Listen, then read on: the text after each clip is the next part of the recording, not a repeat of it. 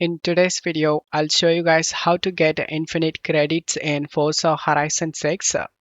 Check my video description for this mod download link. Once download done, right click and select WinRAR and select extract to.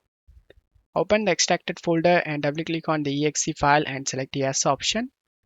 Make sure the game is running in the background. You will get this message attached. Then you good to go. Go to futures.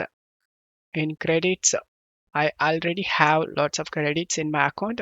To show you guys it's working, I'm gonna make this lesser, make it 100,000, 1 lakh, and select this option to apply this. Select the apply option as well.